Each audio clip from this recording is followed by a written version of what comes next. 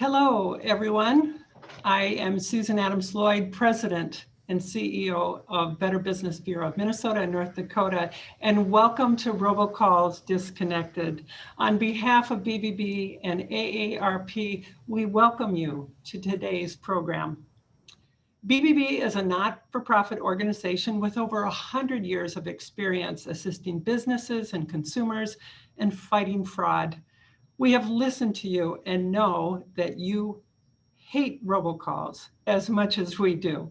And we are here today to bring you the latest information from the experts about curtailing and towards better understanding this daily nuisance. AARP Minnesota is our co-host and longtime strategic partner of BBB. AARP is an association of millions of Americans over the age of 50 who share our concern over the illegal robocalls we are discussing today. They run a program called the Fraud Watch Network to educate people about scams and also advocate on behalf of their members to fight against fraud. Before we get started, a few things of note. We want to hear from those of you listening today, and on your screen, you'll see a chat box. It's towards the middle of the screen as you scroll down with your mouse. Please type your questions in the chat box, and we'll pause the discussion a couple times during the program to take questions. And this is a great opportunity to connect directly with the experts, so don't be shy. Secondly, this program is being recorded, and we will email all registrants when that recording is available. And we hope that you'll share it with your friends and families and colleagues to get the word out about robocalls. And then last, a special thank you to other event partners.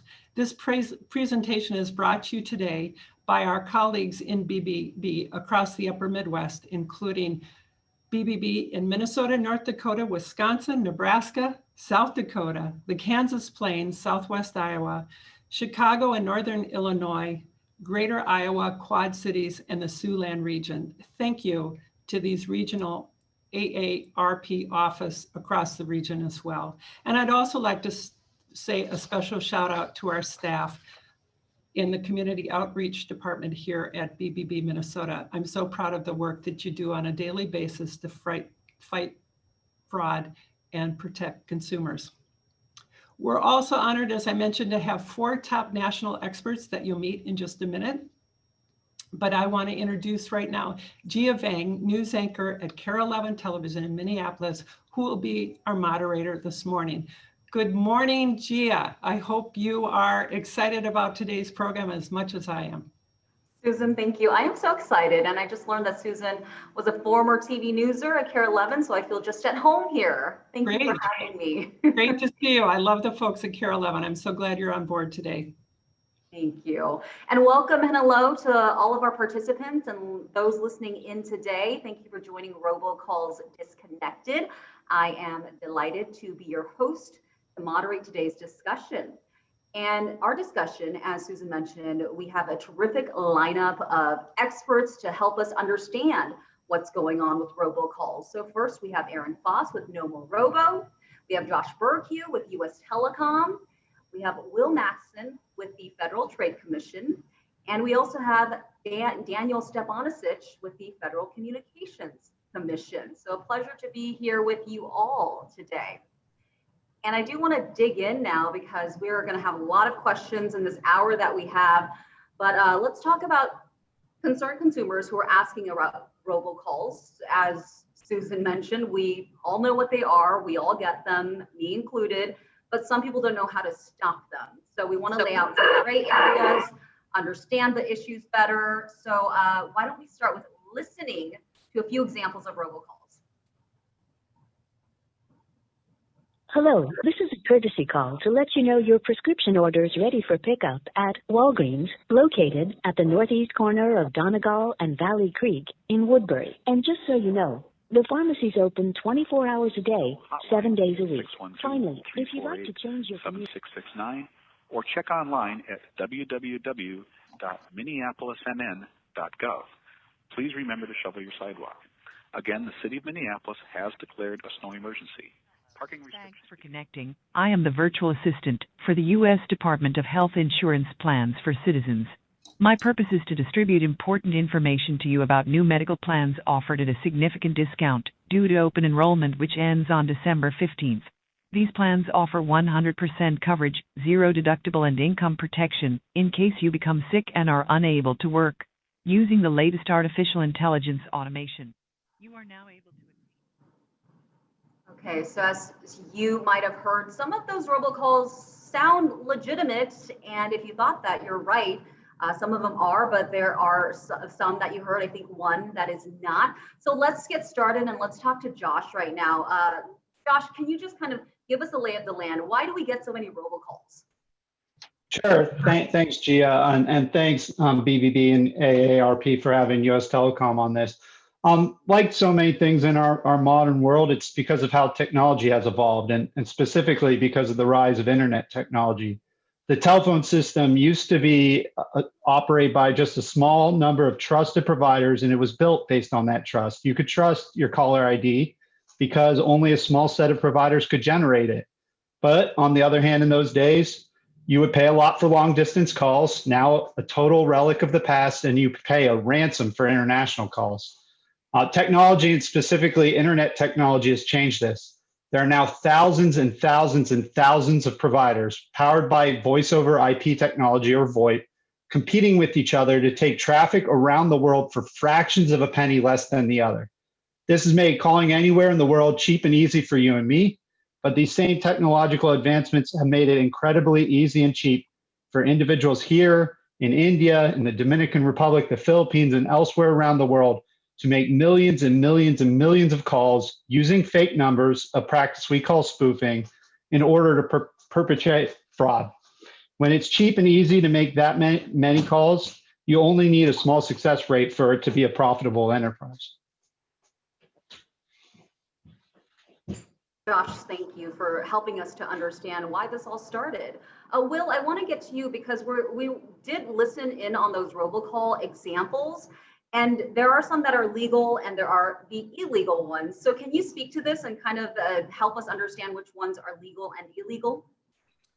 Sure, and thanks to the BBB and AARP for having me. I'm glad to be here. So under the FTC's rules, it's fairly simple. So if a call is trying to sell you a good or service, it's it's part of some sort of sales pitch. If that call is playing a recorded message, a pre-recorded message, which is what those calls that you just played earlier, all of them played, those are what we would call robocalls. And those are not going to be legal unless you've given that company express written consent to call you, which most people are not going to do. So if it's trying to sell you something, it's going to violate the FTC rules if it's playing a recorded message. If it's a live caller, so if there's someone actually on the other end and they can speak to you and it's not a recorded message, then under the FTC's rules, if it's trying to sell you some sort of good or service in that call will be illegal if your phone number, the number that they called, is on the do not call list, and unless you had given them, permission to call you. Those are generally going to be illegal calls. And so if you get those calls, then we encourage people to go to ftc.gov and file complaints about them, because that's how we find out about the bad guys, try to locate where they are, and those are really the backbone of our enforcement efforts. So we try to bring our enforcement cases based on those complaints. There's also state laws that can be a little different, and the FCC has separate rules. They're a little bit different. But generally speaking, under the FTC's rules, that's the bright line. If it's a robocall trying to sell you something, it's probably illegal. And we will get to the nitty gritty of, law enforcement and how that all works in just a bit too. But first, I want to go back to Josh. And Josh, talk about the telecommunications industry's role in preventing these unwanted robocalls. Sure. So we are taking, in close collaboration with the government, a multi-pronged effort to try to stop these calls. There are kind of three main things we as an industry are doing. First, voice service providers and partners like Nomorobo are working to detect and then label or block illegal calls. So millions and millions of these calls are getting blocked before they ever reach anyone. That's one thing we're doing. Second, voice service providers are actively deploying a new caller caller ID authentication framework known as the stir shaken framework. This, in combination with some rules the FCC has put forth, is really going to make it restore the trust in the caller ID. So when the caller ID says it's coming from this entity, it's actually coming from that entity. And it's going to make it much harder for some of the bad guys to pretend to be the IRS, pretend to be the SSA, pretend to be legitimate businesses. And then the final thing we're doing is my organization, US Telecom, leads what's known as the Industry Traceback Group. We as an industry, when we hear these robocalls, we actually trace them back to their source. We find out where they're coming from. They may hit anywhere from 5 to 10 different providers along the way this works. And we'll go try to find that provider and try to stop the providers from taking that illegal traffic. And then, when we're successful, we try to cut it off at the source. When we're not, we make referrals to our FCC, FTC, and state AG friends who then do what they do in terms of bringing enforcement against some of the people responsible for these. And that's a great segue to my next question, because some people may be confused about what the FTC or FCC does. So let's ask Will and Daniel. Will, let's start with you. Can you give us a brief overview? I know you gave us some points, but what does the FTC do?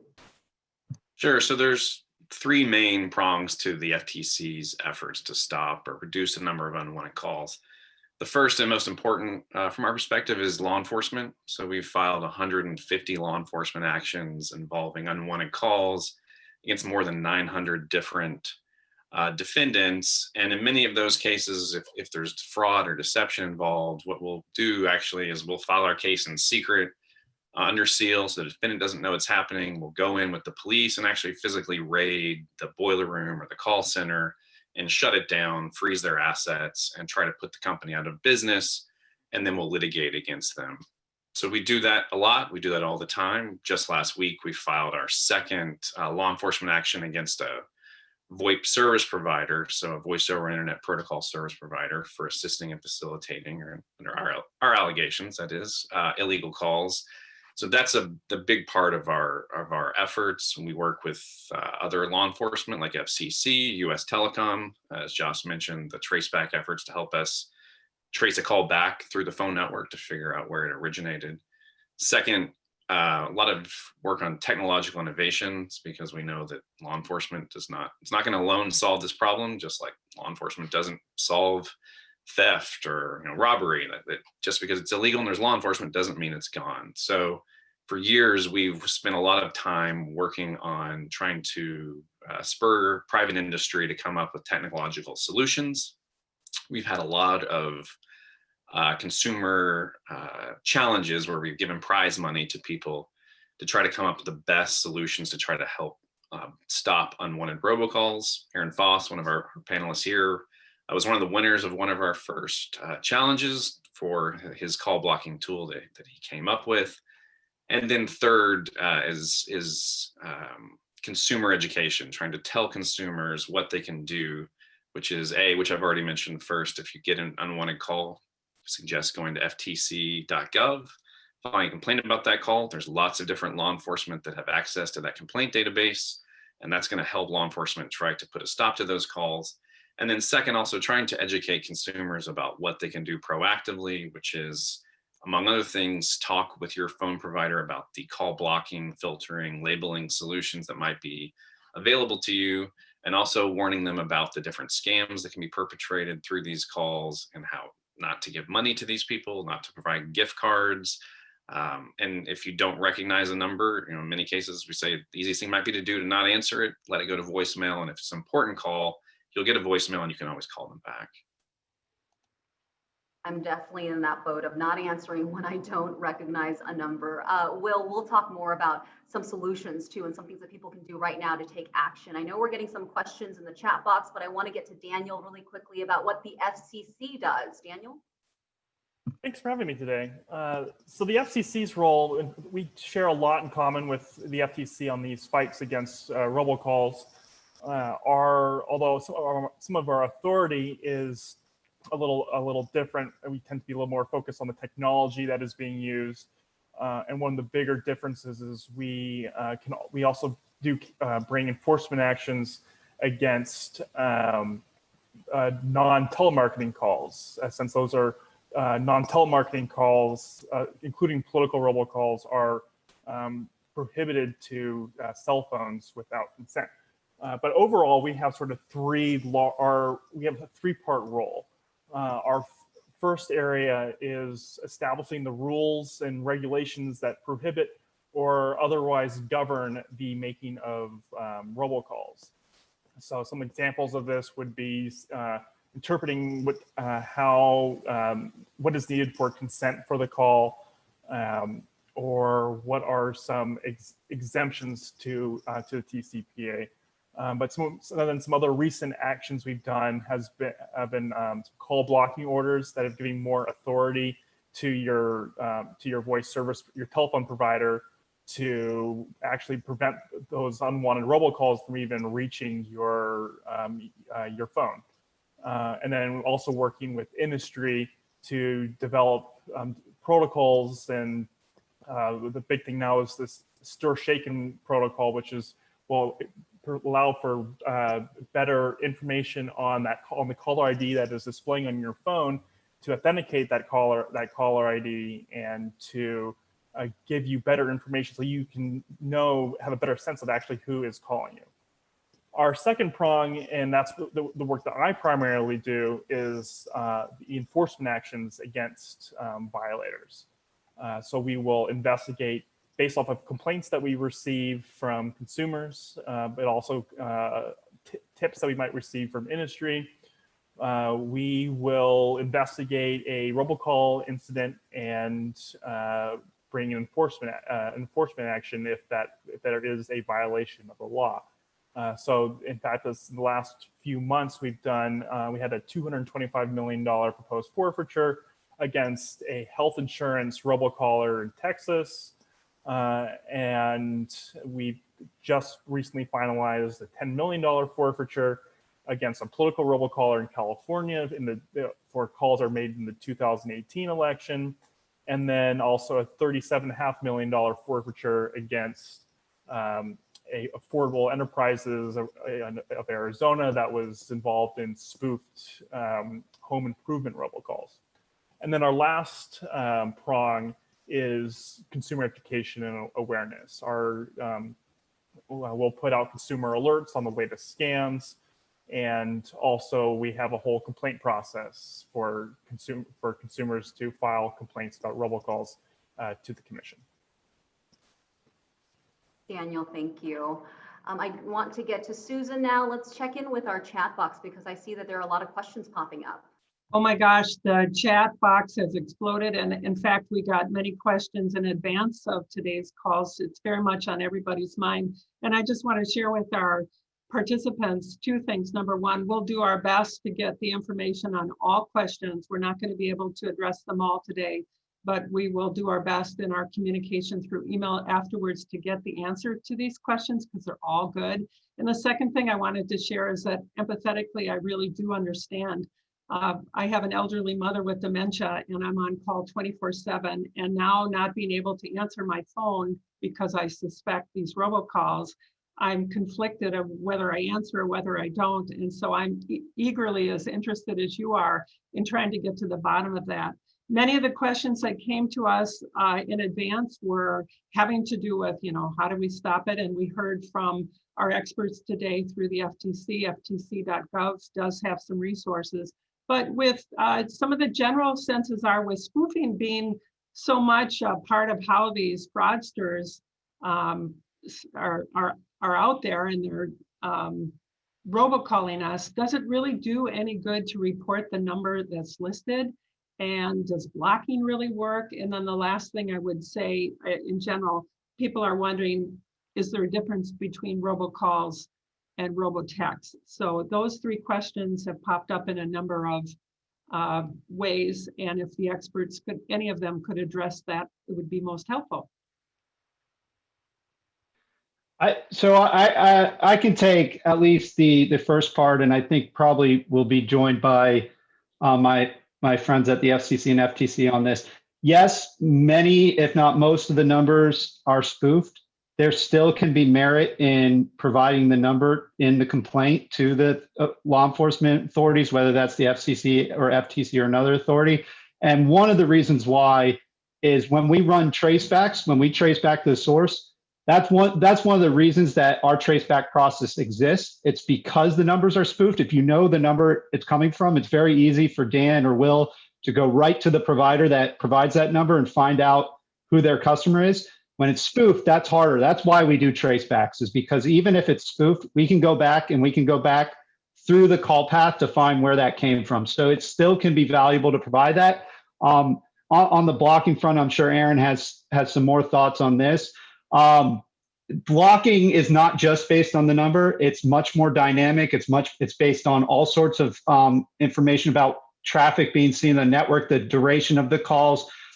Aaron is definitely the expert here, so I'll defer to him, but it is much more dynamic and much more powerful than just, this is a bad number, we don't trust it. Great. And are there differences between robocalls and robotext, or is it essentially the same process? There is a very different architecture for text and robocalls, and there's also some differences in the laws that apply. Some laws do apply to both under current interpretations, but it is a bit of a different architecture. So that causes some changes, both in terms of how we can deal with them. It makes some things easier. You know, you can have automated systems reading text once you detect something that is problematic. That's easier to do than voice calls that have to sort of be transcribed. So it is different. But, you know, the industry is obviously very focused on doing what we can to stop all the above. Great. And one last question before I send it back to Gia that's popped up. Are there differences between mobile robocalls and landline calls, or are they the same family of annoyances and precautions? So the calls that are coming in, especially when we're talking about overseas fraud, where they're just sending as many calls as they can, they don't care. They don't know. They don't care. There is, because of how the technology has evolved, there is differences in the legal regime that applies, and the law that Dan at the FCC enforces. There are some differences between the restrictions that apply to cell phones and the ones that apply to landlines. But again, as I said, a lot of times when we're talking about these fraudsters who may be overseas, they're just calling as many numbers as they possibly can. They're doing, which you've probably seen a lot of times, called neighborhood spoofing. So it looks like it's coming from your number or similar number to increase the chances you pick up. All that's just automated technology sending those over. Ironically, I got one of those neighborhood spoof calls 2 minutes before we started this call. Isn't that funny? And it looked like it was very similar to my husband's mobile number. I knew not to answer it, but it made me laugh that I was just about to jump on this webinar. Yeah. Gia, back to you. Thank you, Susan. Yeah, I get a lot of those spoof calls too, and we'll talk to Will in a little bit about why scammers are able to spoof caller ID. But first, let's get to Aaron and have him join the conversation. Aaron, despite what people may think, there are some good uses for robocalls. So can you talk a little bit about that? Yeah, we're absolutely getting into the weeds here with all the robocall and discussion and the technology and the law enforcement, everything. When our view here at Nomorobo, me personally, like, we're on the ground with the consumer, right? And we're all saying that robocalls are annoying, and we kind of laugh at it. Everybody makes jokes and things, but the key to it, I think, is that they are really disruptive, right? They are scams. They are trying to steal money from consumers, usually going after more elderly people that are in financial situations, especially now with the pandemic, right? These are criminals. They're all over that. And the part that's really kind of sad about this whole thing is the phone system is really just getting overrun with this, to the point where you don't answer any call that you don't recognize unless they're in your contacts. Well, what about COVID test results? What about school closings? What about tornado warnings? What about all the best way to reach every single person in the United States, right? No matter where they are in the country, is through a phone call. You don't need any special equipment. You don't need anything expensive. You just need a phone line. And there's a ton of really valid uses. And again, even going into the what's a legal robocall, what's an illegal robocall, what's a wanted robocall, what's an unwanted robocall, a robotext.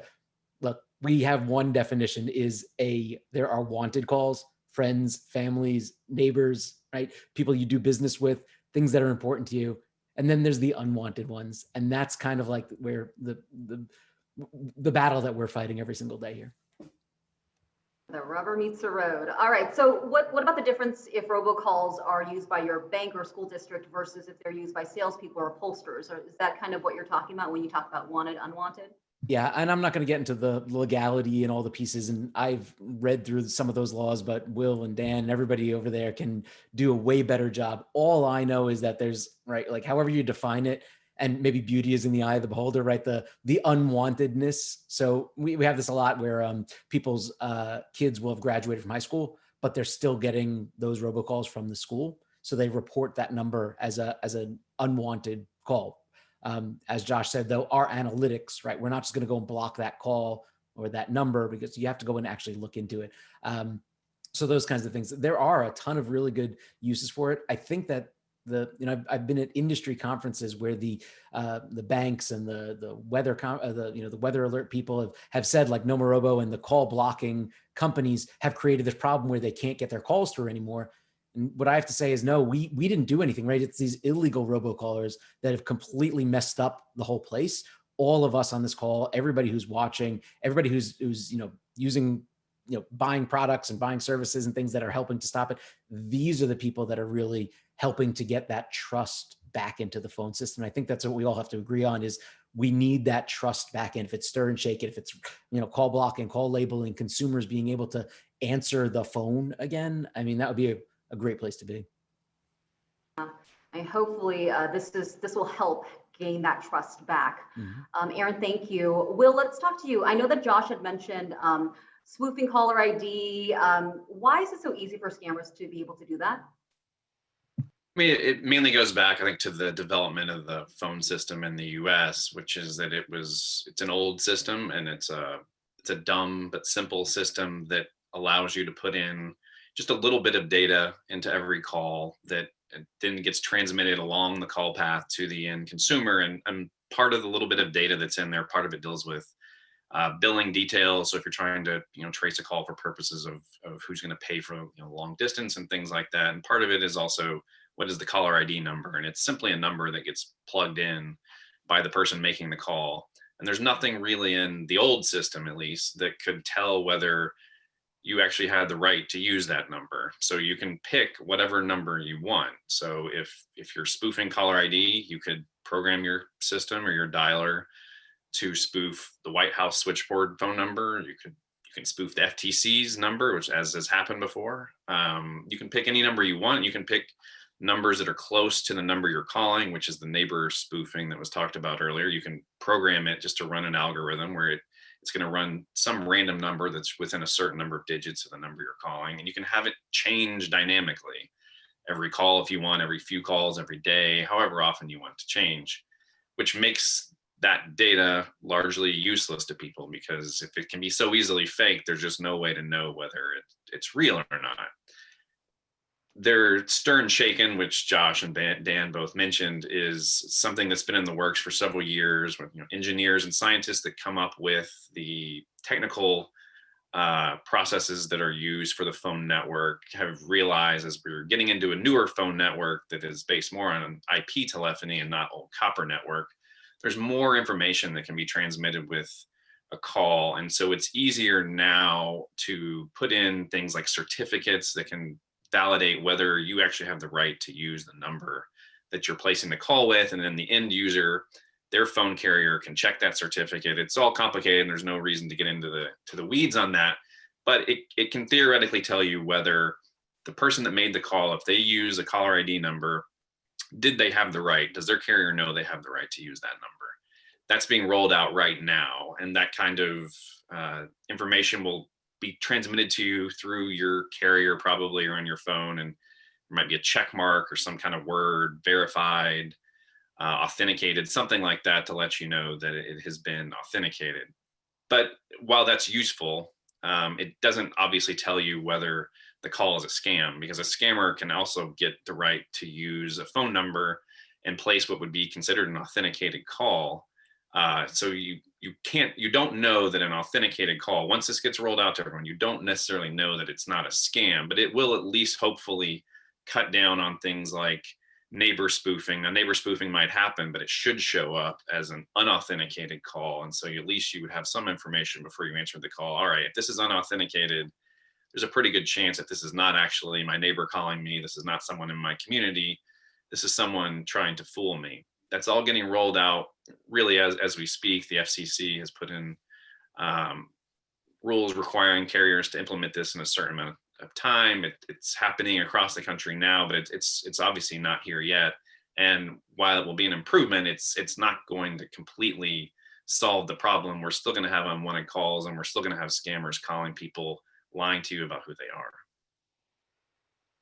Well, thank you, Will, for answering some of the questions coming into the chat box that I saw. People were asking, when is this going to be rolled out? And you're saying it is happening now, but still kind of a slower process.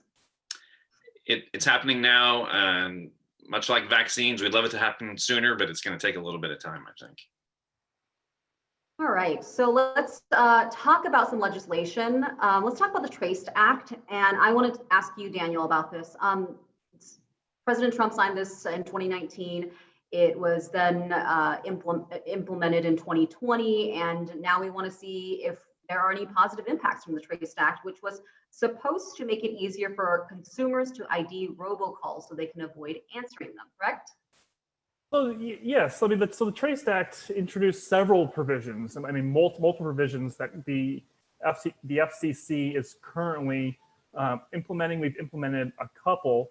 And one example of something that we have implemented and we look forward to now using this new authority is that the Traced Act increased the penalties for intentional robocall violations, and also made it easier for the commission to prosecute cases against robocall violators. Previously, I had to go through several different procedures before I could actually bring a case against a robocall violator. But now, thanks to the Traced Act, I can go directly to imposing a financial penalty against that robocaller. And then another big part of the Traced Act was Congress mandating stir-shaking implementation. And so the current mandate is June 30th, 2021, but only for IP phone networks. And that is one of the difficulties with stir-shaken is that it's much easier to implement for an IP-based phone system, but still a lot of consumers have copper wire service. And that is going to be a continuing challenge of how to implement caller ID authentication over those copper wires. So the IP portion will be mandated by this upcoming summer. And that's pretty much the main changes. There was a couple other things for the commission to look into on different types of calling behaviors, or behaviors by some voice service providers that are often doing business with the robocallers, and so that will all be being rolled out in the upcoming months. Great, giving some folks some timelines there. Let's get to Susan now, because our chat box is pretty busy and I see some really great questions in there. Great. I was just looking at both my phone and the chat box that I'm stuff coming in right now. And I just want to say one more time, we're going to do our best to capture all of these questions and do our best with our experts to get other feedback to answer these questions, because they're so good and they're coming in so quickly. And as I mentioned, they even came beforehand. So we'll consolidate them and do our best to give some salient answers. But both Bernie and Charlie asked about a question. Does answering accidentally or on purpose any of these numbers validate something to put you on an extra list, or by actually pressing one, either accidentally or on purpose, make things worse? And what happens in that situation? Are you getting more robocalls because you've answered one, or somebody explain how that process, if you're a bad guy doing robocalls, what is the process behind that? I can chime in on this. There's been a lot of research done about this also, and the research showed that you actually didn't get more robocalls if you interacted with them. Anecdotally, though, we see that when people push a number, when they, especially if they antagonize the caller, right? Everybody's like, "Oh, I play music for them. They'll harass them." We recommend that you do not do it, right? Just there, we've actually seen some of the robocalls get vindictive against some of those people. Just had that with a guy that I was talking to. They then, he was antagonizing them. They took his phone number and spoofed it in their next batch of outgoing calls. And then he had a ton of people that were calling him and saying, "Why are you calling me?" And he's like, "It wasn't me, it was the robocaller." So yeah, in general, the data is split whether it actually does that, but we would say do not do it. Is it the end of the world if you accidentally push one? No. Do you have to go and burn your phone and, move out of the country? No, right? Don't push one. Don't interact with them. If you find yourself and you're in the middle of it, just hang up. And that's what we usually recommend for people. I'm laughing only because all these robocalls make me want to burn my phone. Just the way you said that was funny. It's true. I mean, again, like it's the thing, right? So many people just, or they're changing their number. You also changing your number, you're not going to get away from them because these guys are actually sweeping the phone network to go and find out. They're looking at all the internal databases. They're looking at the people also, like once they port their numbers to a different carrier, they're like, wait, all of a sudden now I'm getting more robocalls. That actually is a pattern. These guys are looking at the porting numbers. They're looking at that data. So yeah, there is not a lot of ways around this, obviously using call blocking and labeling solutions, using carriers that label and block for you. And then, working with government, working with people, doing more and more. I saw something about COVID. It was called like the Swiss cheese view, where there was like different layers of the Swiss cheese and certain parts of the virus were getting through some of those holes, but when they got to the other one, they were getting blocked, right? So if Josh at US Telecom is doing what he's doing, and Will at the FTC is doing what they're doing, and Dan at the FCC is doing what they're doing, and people at Nomorobo are doing what we're doing, and every consumer, there's hundreds of people on this call, live right now, if they're doing what they should be doing, that's really where I think that the big success is going to be in winning this battle. We can do it. It's just really, really difficult. It is really, really difficult. And just because I have you on the line right now, we keep getting a couple of questions on a very fundamental basis. When we use the term spoofing, explain that in a very simple way so people understand what spoofing is. I know we've been talking about it throughout, but what is spoofing and how do we recognize a spoofed number at the very basic level? Yeah, this is a great kind of set the stage, and Will alluded to it, that the caller ID, whatever that number, people think that goes back to a real phone line, right? That was like that in the 80s, the 70s, right? When Alexander Graham Bell was like putting those together. Nowadays, though, that field is, you can basically fill it in with anything that you want. I like to give the analogy that it's like the return address on an envelope, right? Yeah, I could write, I could write I could send you a letter that says it got sent from the White House, right? Does that mean that that's where it came from? No. And are there markers, right? If it gets stamped in New York, where I am, is that going to be a telltale sign that, hey, maybe that return address isn't what it says? So, right, when they're spoofing and everything, setting that number, anybody can set it to anything that's in telecom. Shaken and Stir is really there to prevent people from being able to set it to anything. And then if we want to go and slice it, right, the neighbor spoofing are numbers that look like they're usually from your area code, from your state, especially now with mobile phones popping up the city and state.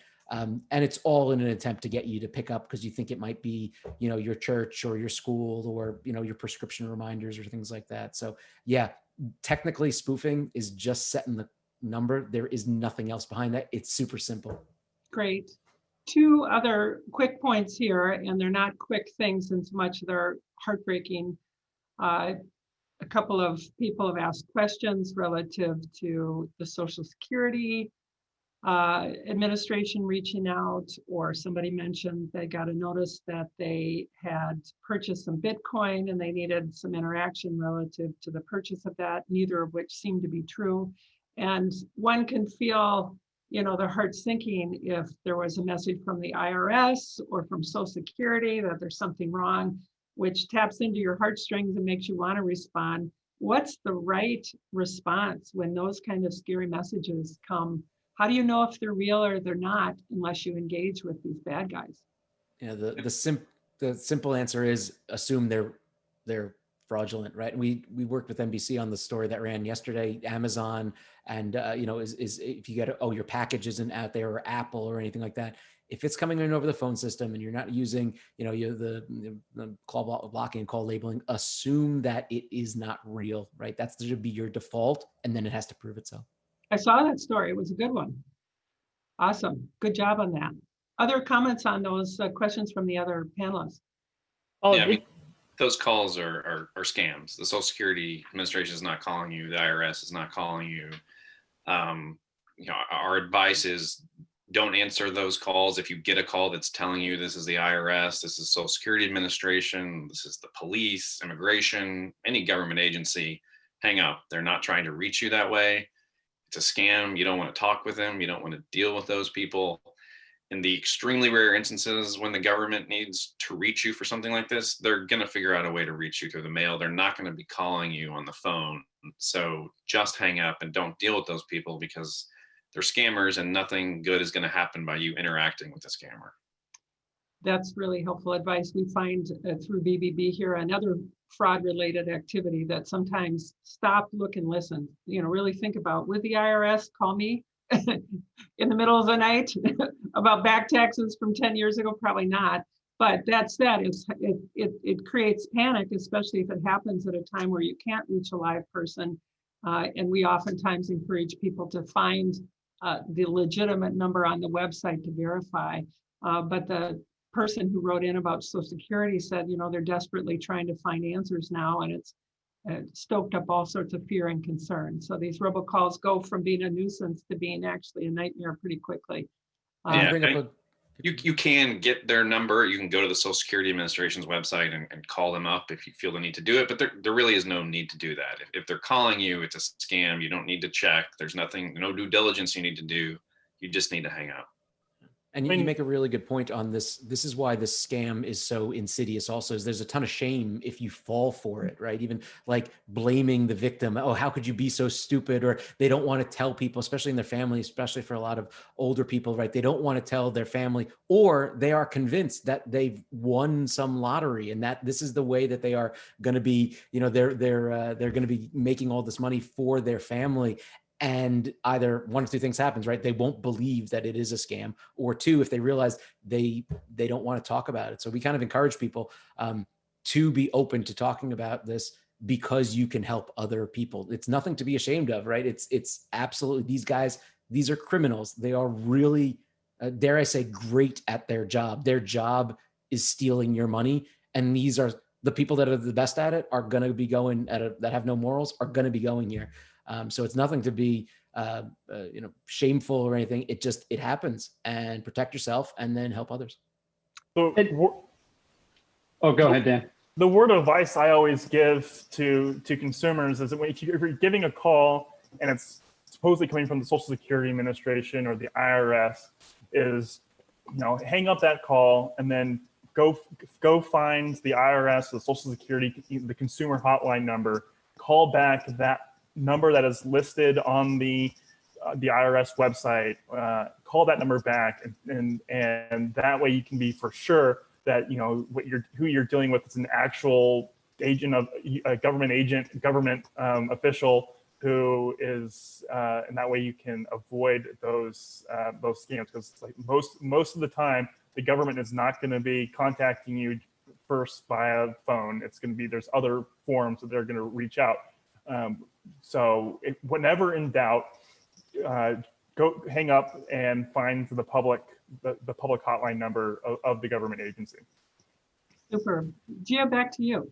Thanks. I do want to segue into the pandemic, because Aaron talked about, people are very vulnerable right now, and they may take these calls very seriously because they are in a vulnerable position. So can we talk about what has changed with robocalls in the last 8 to 9 months? And anyone can weigh in on this one. Could jump in. We've seen, so when the pandemic started, we immediately, because getting those good calls through is vital, right? You can't be stopping closings and all those pieces. So we saw a market increase of legitimate robocallers, robocalling with good messages. So making sure that those get through was super important. But again, now like contact tracing, some of those healthcare screening check-ins, all of those, right, are getting polluted with all of the junk that's coming through. Luckily, we haven't seen a ton of, we'll call them like COVID scams in general. There are, especially a lot more on the robotech side. Very few calls are being robocalls are being made that are trying to entice you with that, some sort of COVID messaging. We have seen that. That's very rare. We'll say it like, shady PPE and gloves and masks. We saw that at the very beginning and things like that. So yeah, being cautious, but at the same time, and again, like how is the ordinary consumer supposed to know if that health check-in is a real thing, if that's a contact tracer that is legitimately trying to call or text them to let them know they've been exposed, or it is a scammer? I'll tell you, it's virtually impossible. Does anyone else have anything to add about what you've seen maybe during this pandemic, Will or Daniel, Josh? Yeah, I can add a little bit what we've seen particularly on the enforcement side. Particularly starting back in March, we were seeing a large uptick in calls that were mentioning COVID-19 and the pandemic. And these sort of calls sort of fell within two buckets. Bucket one was clearly fraudulent calls that were, for example, saying that there was COVID tests available before COVID tests were publicly available at the time. So those were clearly fraudulent calls. Another bucket of calls were your typical robocalls, in particular your health insurance robocaller or your student loan robocaller. And they were tweaking their message around to say that they had special relief for COVID or some sort of mentioning of COVID. And here at the FCC, we found both of those calls extremely offensive, but even the latter offensive because it was taking advantage of people's anxiety during the pandemic. And so we, along with the FTC, were very aggressive on with these robocalls, and we released some joint warning letters to providers that were allowing for these calls. A lot of these calls were originating overseas, so we sent warning letters to these providers that were allowing this traffic to come in from foreign sources, and saying, if you don't cut this traffic off, we are going to allow other providers in the United States to cease doing business with you, to stop all of your calls. That would, essentially put that provider out of business unless they cleaned up their act, cut off this bad actor, and continue to monitor their customers to prevent these bad actors from rejoining from their network. So that was an example of an action that we took during the pandemic, and we are continuing to monitor these types of calls. Thank you, Daniel. All right, I want to, in the interest of time, do kind of a circle round and ask you all, the big question that some people are wondering is, how do you halt or limit the number of robocalls? Josh, let's start with you. So, as I said, there's actually a lot of things going on that are stopping a lot of these calls from getting to you already. So we wish we could stop them all. We're trying to stop them all, but a lot of them are being stopped, and that's not always fully seen. But for those who are interested in doing a little bit more, you can get add-on services. Nomorobo has one. You can download apps. There are others out there as well, but since Aaron's on the panel today, I'll focus on Nomorobo. You can see what tools your voice service provider has available. Most of them by default are blocking a lot now. Most of them, especially cell phone, are labeling calls as spam likely. Some of them offer white label services. I saw someone mention that in the chat, where if you have someone in your family who's particularly vulnerable, you can get them one of the services, whether it's from your provider, whether it's from an app provider, that only calls from the family gets through. Everything else goes to voicemail. You can check those voicemails because, to Aaron's point, sometimes the analytics get it wrong. Sometimes legal calls you want. Maybe it's a health-related call. Maybe it's a contact trace call. Sometimes those might look like, for one reason or another, an illegal call. But you get it in voicemail and you check and you say, okay, this is a legitimate call. And just for that, I'm going to Google the number. look it up and call it back rather than just the number they provided. So those are some of the ways I think folks can do it. There are ways, but I do just want to flag that there's a lot you aren't seeing that is actually stopping a lot of calls that would otherwise also be getting through. Yeah, for sure. I believe we've talked about some of those things. Will, let's get to you. What can people do to stop illegal robocalls? Well, there's a lot that's already happening, that is happening, and then obviously more that we can do to keep that going. I started in this area about 10 plus years ago, and at the time there weren't really any call blocking and filtering solutions. We would sometimes have a hard time getting the big carriers to get involved in things like trying to shut down bad traffic or paying attention to that issue. There were a lot of challenges out there, and in the last 10 years, those things have changed. There was also really no hope on the caller ID front. It was just the Wild West. You didn't have stir shaken. So you just felt like you were looking at a future where you were never going to be able to have any trust in caller ID. We now have US Telecom that helps with traceback with its members to help law enforcement try to trace these calls back through the network. We have lots and lots of call blocking and filtering solutions like Aaron's, and there are many others, third-party apps through your carrier. Some of it's happening in the phone network and you don't even realize it. And then lots of enforcement on lots of interest and effort put into law enforcement, which is still very important. So that FTC is putting a lot of our efforts in towards law enforcement investigations, litigating against these people that are responsible for the calls, not just the telemarketers, but also the companies that are really helping them make these calls. And I mentioned earlier the case we filed last week against a company that we accuse of assisting and facilitating these calls. It is a voice over internet protocol phone service provider that we allege just assisted lots of different people making illegal calls.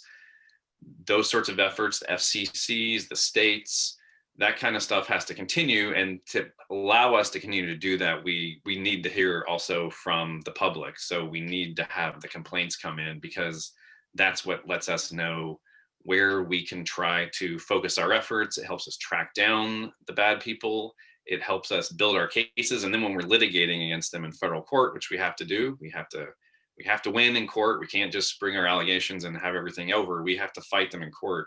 The information that we get in those complaints is really helpful. And so consumers can know you can help us by filing those complaints. You can help us by not giving these people money. Don't give them, if they ask for gift cards, it's a scam. You're not going to be able paying for anything legitimately with a gift card. That's a scam. The government calling you, no, it's not happening. Just hang up. Don't deal with those people, and contact your phone provider and see if you're interested in getting less calls. There might be some call blocking or filtering solutions that could help you either not get them in the first place, or at least have some indication on your phone of the fact that this might be a scam. This might be a kind of call that you're just not going to want to answer. Thank you. Daniel?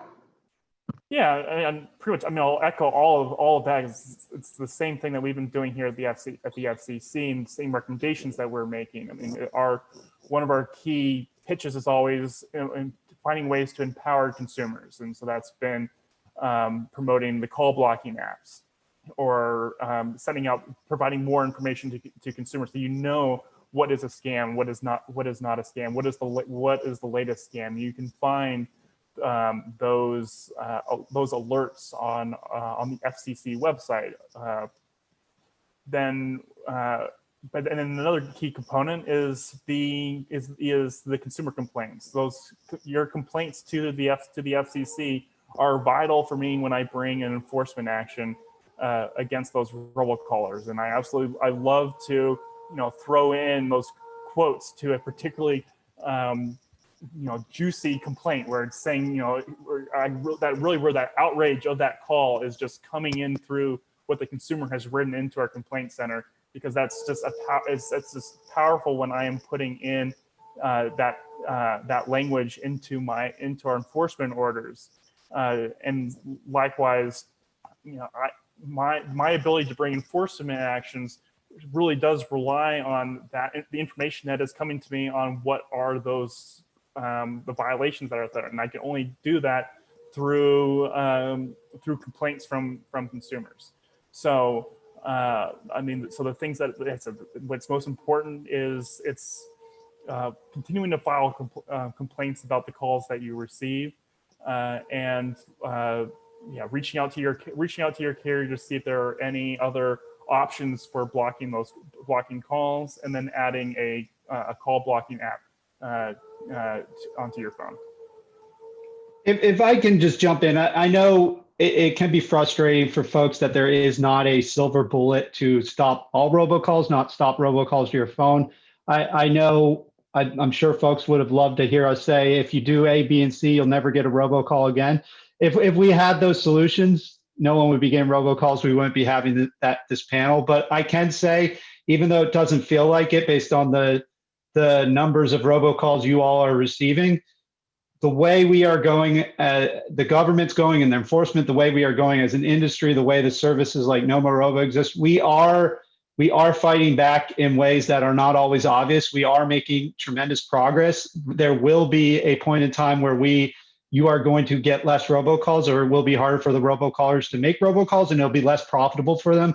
So it will decrease. But it unfortunately, we have to preach some patience right now, taking actions to protect yourself, protect your family. But we are, investing a lot of time, effort on doing everything we can to solve this. And Aaron, I want to give you the last word. As they mentioned, Nomorobo is a company a service that you can get to limit some of these calls. Anything else you'd like to add that Will or Josh or Daniel mentioned? Yeah, obviously I'm highly biased, right? We offer Nomorobo. It's free on landlines. We have a free trial for mobile, and then it's $2 a month, right? Is it perfect? No, nothing in this world is. But to the point, what Josh was also saying was that the more data that we have and more real-time data that we have behind the scenes, right? Nomorobo and US Telecom and the FTC and the FCC are that real-time report. Hey, what are you seeing on even all the carriers? Are you seeing this? Are you seeing that? The good news is, according to our stats, the number of robocalls is actually decreasing. The percentages, it hit its crescendo a couple of years ago and has been steadily declining. It's still well over 30% of calls. So basically, if your phone rings, 10 times, 3 of them are going to be scams at least, right? That's not even counting the neighbor spoofs and things like that. But I would echo what Josh says, right? Protect yourself, use services, use apps like Nomorobo, like the competition. Work with carriers that are putting in spam likely and scam likely to protect yourself and your family. And then same deal, like know that things are happening, right? There is no way there's no big switch that just says like robocalls and you just flip it off and then you're done.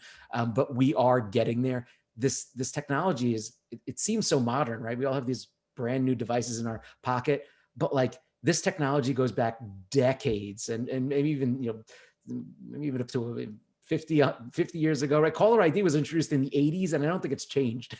Stir and shaken is the first thing that's really been new. To Will's point, right? Before Nomorobo, before 2013-ish, there was no appetite even for the carriers to be blocking these calls. So yeah, I think that maybe if we end on a hopeful kind of note, it is getting better, and everybody that's here and learning about it and doing more, and if we're all contributing, I think we are going to win this war. Thank you, Aaron. And I think that personally for me, I'm able to take something away today where I can take action and try to halt or limit some of those calls that I get. I just got one while we were chatting here. So I appreciate all the experts with me today, Josh, Will, Aaron, Daniel, and I appreciate the BBB for having me and AARP Minnesota also for having me. So I'll pass things back over to Susan. Thank you, Gia. Thanks for everything that Carol Levin does in the community, and we appreciate your talent and expertise in facilitating today's discussion. I learned a lot. I get weepy when I hear these wonderfully dedicated professionals that are locked arm in arm with BBB and help us. You are wonderful partners, and thank you for your time and expertise. There's lots that has been done that gives me some ounce of encouragement, but it sounds like we all have a lot of work to do. So I'm officially knighting everybody on this call, all participants, to help get the word out. This call will be recorded and shared via YouTube. Within 24 hours, you'll get a notice via email of where to find that. And as well, we'll do our best to answer all the questions that were in the chat in an ongoing way. bbb.org is often a great resource, as well as aarp.org. And so we'll continually update this information. Here on this slide, you can see some contact information of all the parties that were mentioned today. Don't be afraid to call us at 1-800-646-6222. BBB is here to support you. We are a not-for-profit organization, and that's what we do, is we help consumers and businesses in particularly the area of fighting fraud. Before we wrap up today, I want to also put up a survey question. I think we have that, if I'm not mistaken, team. This will help us as far as gather information, as far as feedback for these kinds of seminars, which we do a lot of. But if you would just take a moment, you can point to the screen and answer the questions. That will only go to us. It won't sign you up for any robocall, I promise, or scam emails. This is just going to our team here at BBB, and we'll be sharing this information with our strategic partners. And it just helps us. Hosts and panelists can't vote, but everybody else should be able to. And that information will afford us a chance to gather some information and serve you. So with that, I want to thank you so much for your participation. Thanks for what you do to get this information out in the community, and especially for your support for BBB and AARP. We hope to see you on another one of these webinars soon. Have a great day. Happy holidays. Everybody be well and safe. Thank you.